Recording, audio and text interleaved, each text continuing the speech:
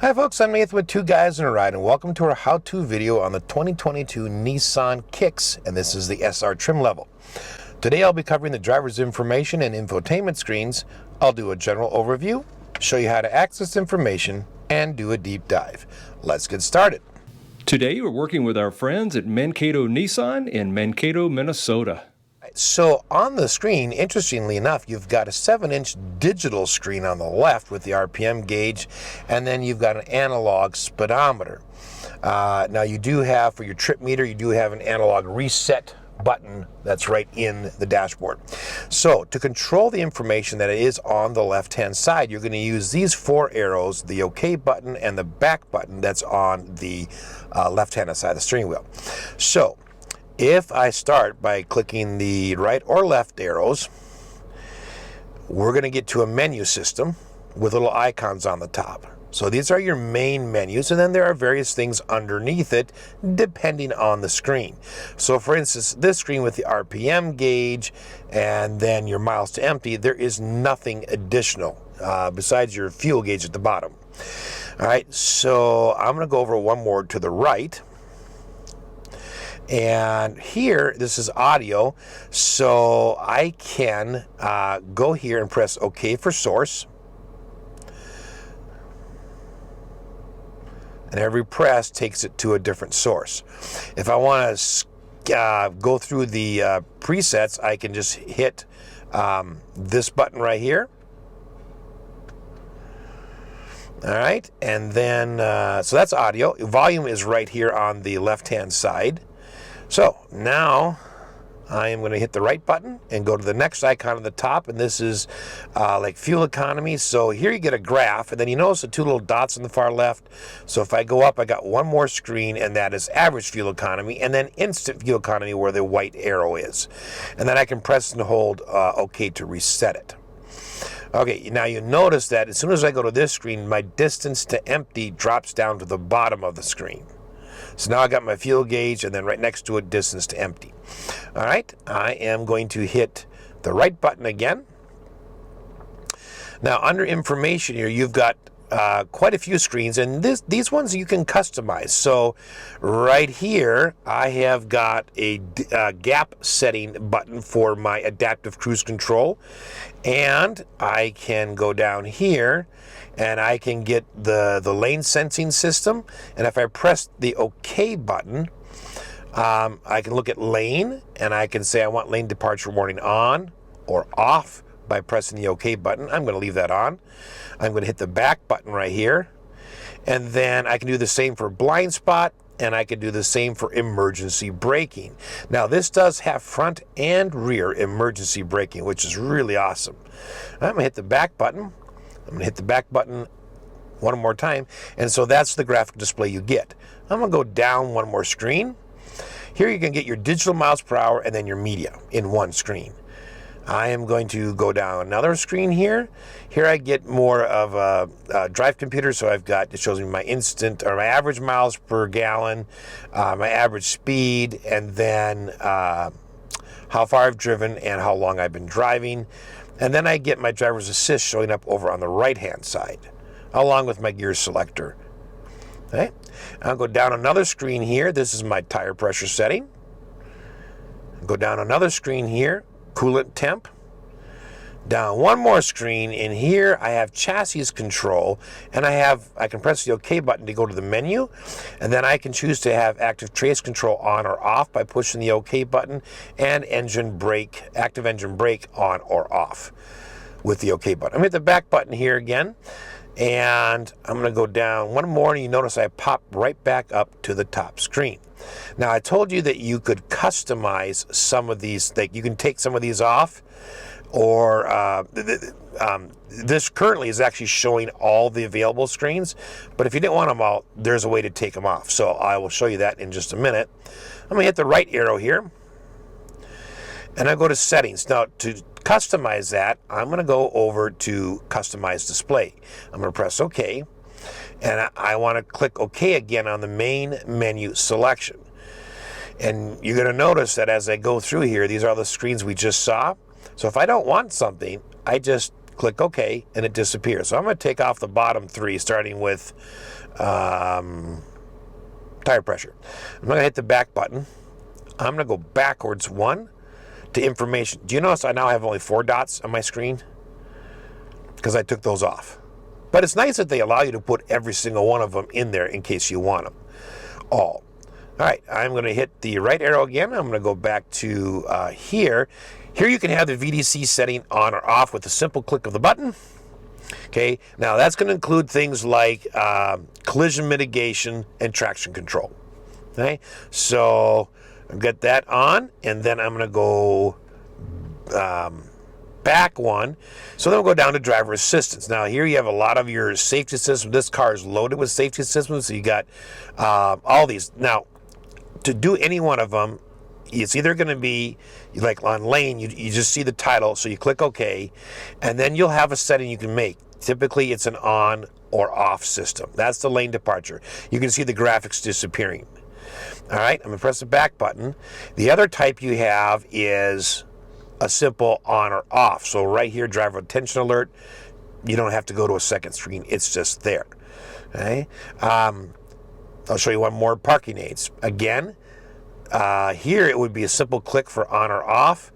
If it doesn't have something by it, you would click OK again, and then you can turn the rear sensor on or off, the display on or off, and on the range, again, you would click, and you could have far, mid, or near. Select whichever one you want, and then just press the OK button. All right, I'm going to hit the back button. I'm going to hit the back button again. I'm going to hit the back button again. Okay, so all of these work the same way. Let's go backwards here. That's driver assistance. Customized display. We already looked at the main menu selection.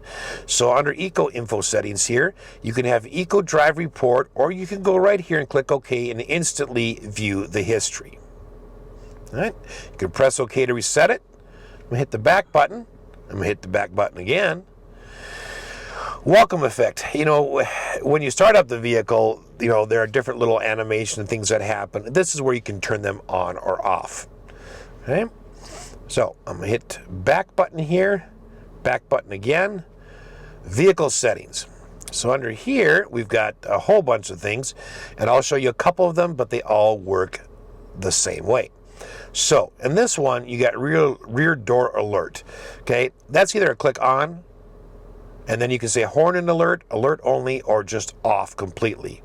Okay, so you got that type, and then you have the type that looks like this with the on-off button right in the screen for you. Okay, so I'll show you one more. We'll do turn indicator. I'm gonna click that. You can have that 3 flash to pass deal where you just kind of click the stock down but not all the way, and it gives 3 flashes and then it shuts itself off. You can do that on or off. All right, let's go back.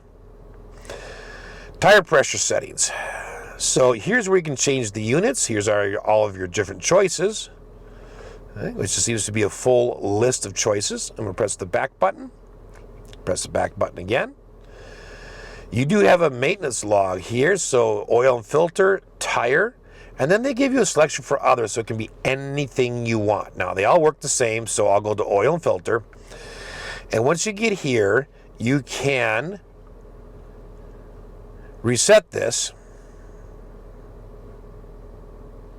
right there, or you can go right up here and press OK. And now you can use the up and down arrows to set, you know, when you want to be reminded, and then you press OK to set. Now I'm not going to do that. I'm just going to hit the back button. I'm going to hit the back button again. The nice thing is tire works the same way, and so does other. So they just give you another category that you can, whatever you want to be reminded, maybe changing your air filter or rotating tires or something. But it's nice that they give you a third choice. You hit the back button again. Go down here. Here you got clock, so you can reset your clock right here.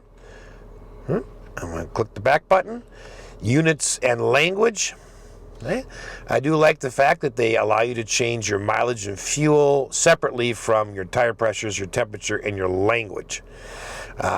So if you're from the U.S. and you're traveling, let's say in Canada, you probably want to have your temperature still in Fahrenheit, but maybe your everything else perhaps in kilometers.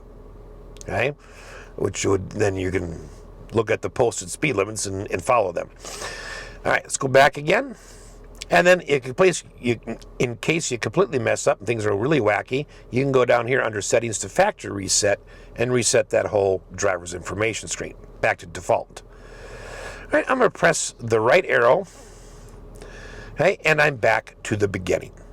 So that is the driver's information screen. Next, we're going to move over to the infotainment screen. All right, so the infotainment screen is an 8-inch screen. It has Apple CarPlay, Android Auto. Both are a wired connection through the USB ports. It has Bluetooth. It does have AM and FM radio, SiriusXM, and HD radio. And it has a Bose sound system. It is an 8-speaker system, and 2 of the speakers are in the driver's headrest, which is really cool. Okay, so the way the screen is set up, you've got a bunch of physical buttons, which is always nice to see. You've got a menu button up here at the top, which is this screen. And then you've got a dedicated phone button, a dedicated audio button. You've got a scan forward, scan backwards, or change presets. Right there, you've got, of course, a rotary volume, push for power. You've got a tune for scroll, and then a push for the sound menu, and then a back button, a dedicated button for settings, a dedicated button to turn the screen to get the screen dimmer, and then back to auto, and then a dedicated camera button. All right, on the bottom of the screen, you've got some digital buttons. Okay, so these are dedicated. You got phone, audio, connections, info, and settings. So right here at this screen is what we would call the home screen.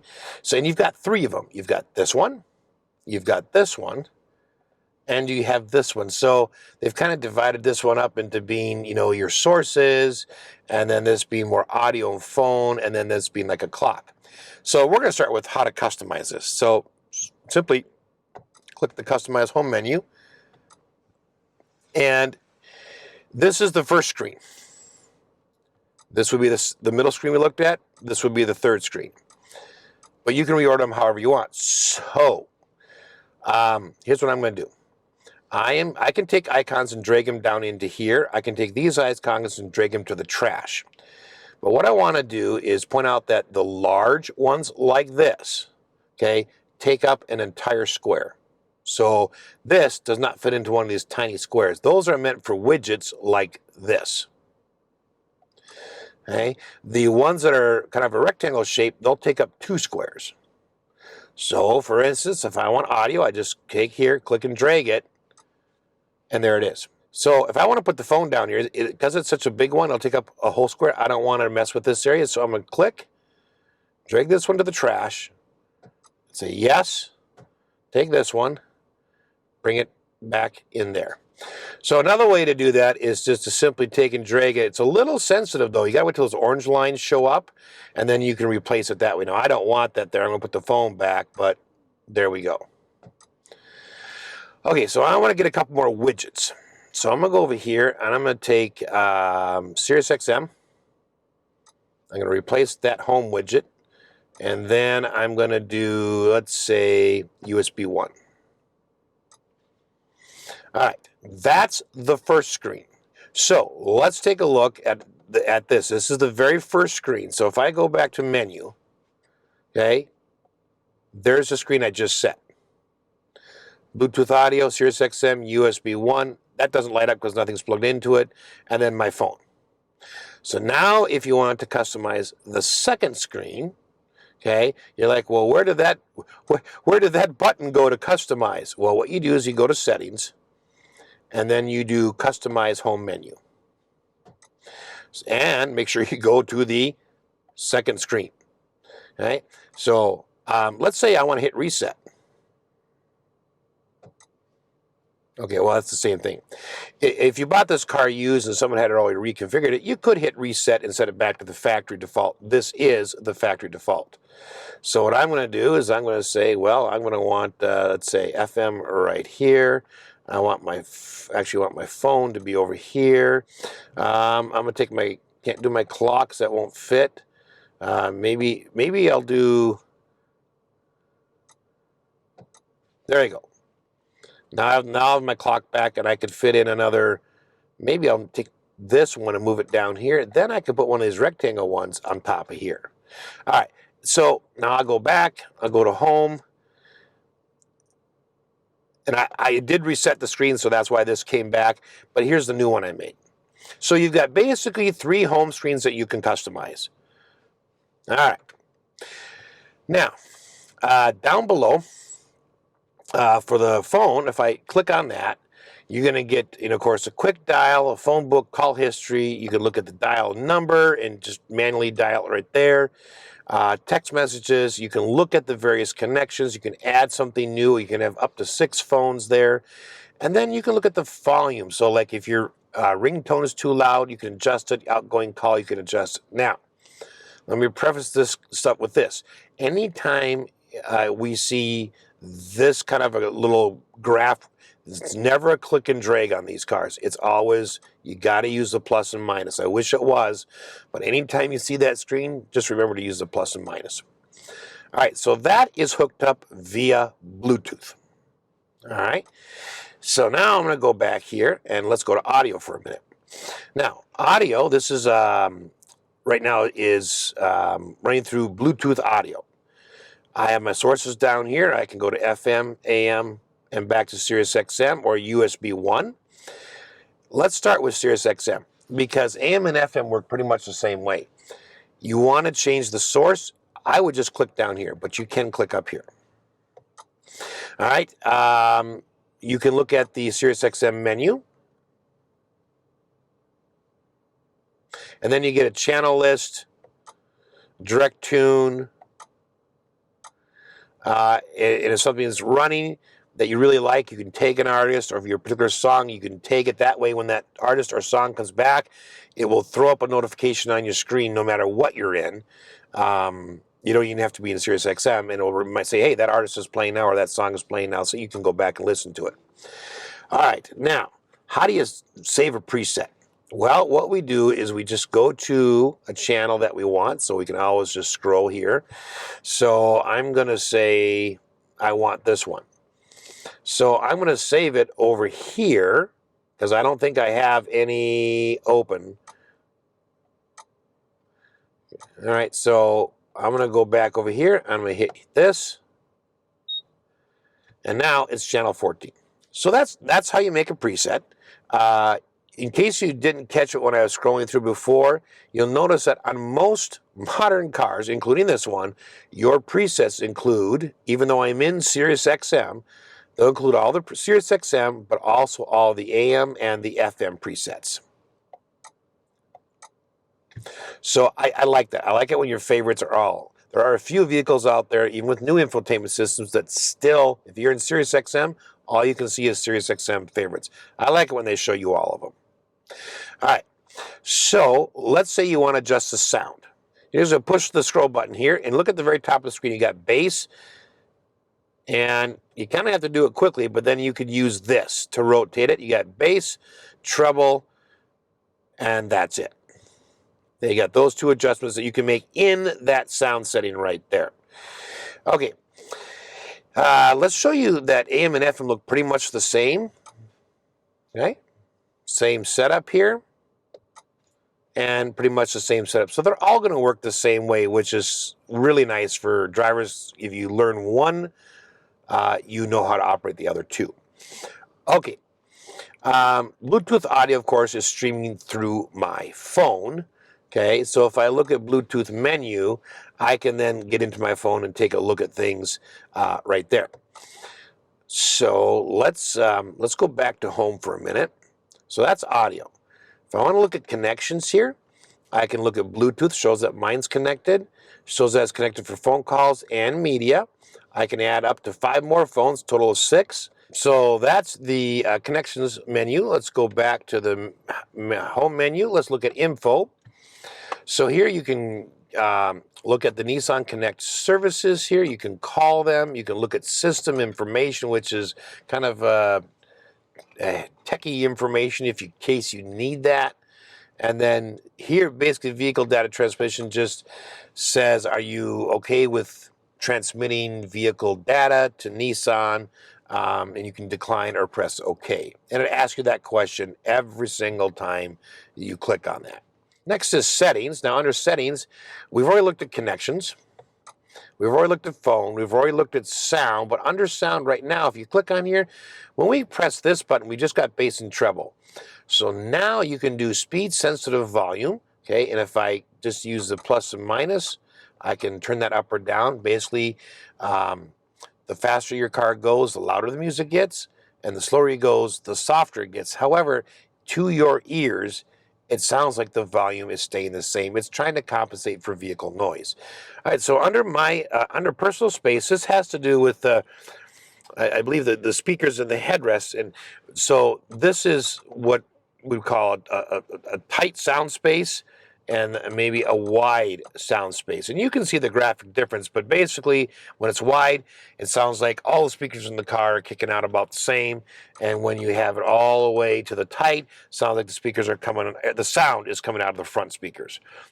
Volumes and beeps. Well, here's where you can adjust your audio volume, and this is basically like a default. So when you turn the car on, does it start at 0, or do you want the volume, all the way up? So that's, I would always set it at 0, but if you get into your car and hop in and start it up and the radio turns on every time, that's where you turn that volume down.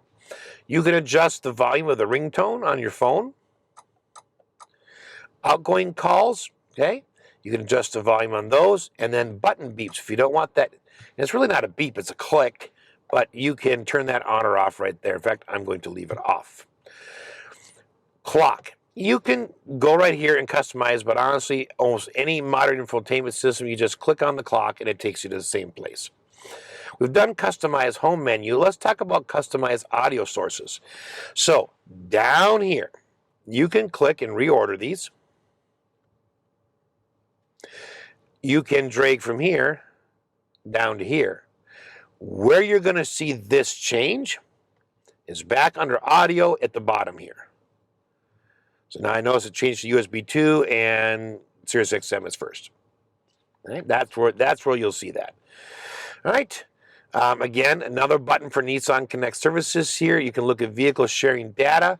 If you don't like it, you can turn it off and you can delete the vehicle shared data. And then you get some more technical information. Vehicle data transmission setting can be turned completely off, so it doesn't ask you. All right, let's hit the back button here. And we got one more screen over here, so I'm going to go over here. The system voice, you've got initial voice prompts. You want those on or off. Just click the button. Short voice prompts. I would leave that one on, especially if you're used to using voice command. Best matched lists for phone book and music command, so it'll do just its best job to figure it out. You can look at your audio device setting for iPod. You can delete it if you want. So for the USB, I could control that through voice command. Pretty cool. All right, you have a voice preference between a female and a male voice, and then you can adjust the speech rate so they talk a little slower. Sample.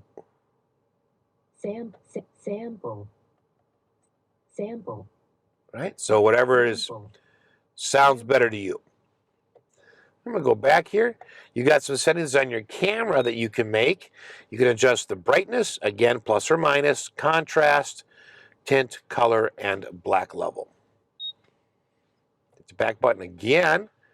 Under Others, I can look at the display here. Here I can have the display off, although you've got this button right here that does the same thing. So it's just redundant.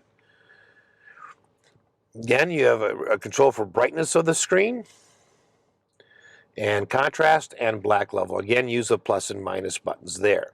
Languages, you've got 3 choices of languages. Click on your preference. Under units, you've got distance or kilometers, and then Fahrenheit or, of course, Celsius. And then you can return all settings to default. Okay, now I want to show you a couple of other things. One is the camera system. So I really like it when you have a dedicated camera button. So if I do this, you notice this is my front camera. This is my bird's eye view. And I've got the parking sensors up here in the front. But I love that when you pull into a parking stall that you can click that on and see how close you're getting to the bumper in front of you. That's phenomenal. If I shift into reverse, the backup camera is going to come on instead. And you're going to notice that I not only have static, the lines, the red, yellow, and green, but I also have dynamic swivel guidelines, okay, which is super. And then, of course, you have got your bird's eye view. If you want a different view, because this has the whole surround view, right now this is just the backup and the 360. If I press the camera button again, I still get the backup, but then I get a right side.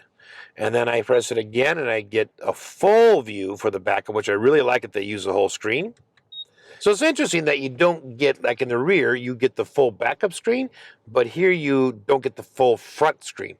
That would be a nice additional thing to throw in there. So you may be wondering, well, wait a minute, there was no left camera view. And you're correct, there is no left driver's side camera view from the side. And I believe, in these cases, the assumption is you can see out the driver's door, but you can't see out the passenger's door as well. So that's why they leave that off. To get out of the camera mode, if you happen to be in there, back button won't do anything. You have to keep pressing the camera button until you get back to this screen. And then you can go to menu. Now, there's one more thing I want to show you, and that is Apple CarPlay. So basically what you have here, these three icons are your most recently used. This is every app on your phone that will work with the car. Right? You'll notice I have Waze. I have Google Maps. I have Apple Maps. You also have Apple Music. I've got audiobooks, podcasts, Pandora, Amazon Music was there, SiriusXM. Now, it'll take any app from your phone that'll work with the car and put it up here. The nice thing is like this car doesn't come with navigation. Well, through Apple CarPlay or Android Auto, you have navigation. Now, not only that, but I think this is just a really cool feature. I'm going to use the voice command button, which is on the steering wheel, and I am going to ask Apple CarPlay to open up Google Maps and take me to McDonald's.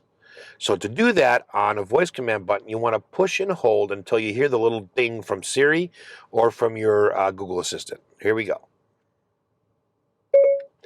Siri, open Google Maps and take me to McDonald's. Here's what I found. I mean, Getting directions to McDonald's using Google Maps. if that just isn't sweet, I don't know what is. That is just way, way too cool. So, no navigation, no problem. Use Apple CarPlay or Android Auto, and you can have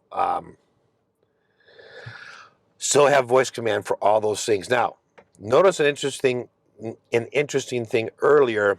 We were looking at another vehicle today, and it's not going to pop up for this car because there's it's got lots of fuel in the tank.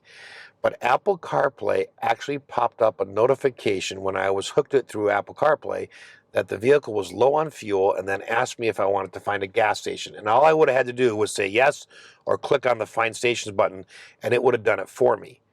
So Apple CarPlay is also progressing and updating, and I'm sure Google Assistant would probably do the same.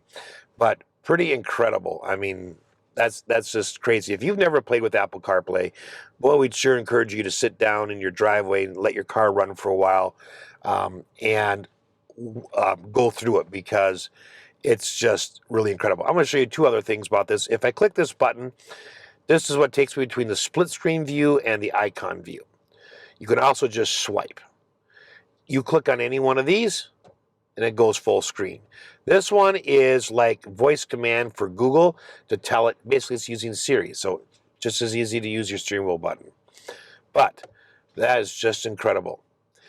Okay, that's it for the infotainment screen and the driver's information screen on the 2022 Nissan Kicks SR. Don't forget to hit that subscribe button and click that bell notification so you never miss one of our videos. Thanks for watching.